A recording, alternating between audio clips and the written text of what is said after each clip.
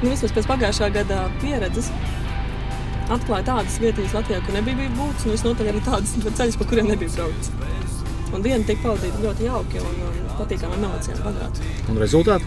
Rezultāti pirmajā reizē, man liekas, ka tie ir labi, bet es ceru, ka šogad būs labāk. Galvenais nav rezultāti, galvenais ir piedalīties. Par sieviešu ralliju kā tādu domājat? Tā ir beidzot diena, kad sievietes var atļausties izpausties uz šosejas, ka neviens nepīpim un mēs atkal sieviete pie stūres. Ko jūs noskrējat? Tas ir tāds sporta zāle nevajag. Tī viss. Kilogrami 10 būs tos, tā kā vajag. Sievietēm, kur izklaidēties, adrenalīnu uzņemt un visu to piedzīvot, tas ir super. Un te var arī kolosāli redzēt, kā sievietes solidarizējas. Jā, sieviešu solidarizēšanās dienā. Kā var visu dienu izbraukt kopā, piemēram, 8 stundas, 2 sievietes vai 3 vai 4, kā viņas tur visu var kopā sadzīvot tās stundas. Un tas komandas darbs, jā? Komandas darbs, jā. Palaid, nu. Nelaid. Reks, baby, taureņi, mēs palaid.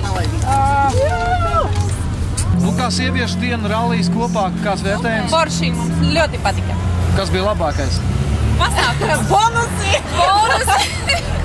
Komanda. Paldies, liels, laimīgi. Laimīgi. Kā gāja?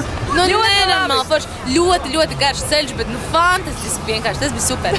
Nekas nenotika? Nē.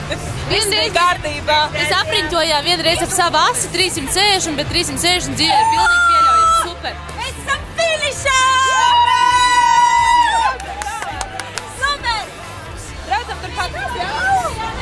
Tāds vērtējums? Ideāls. Ideāls.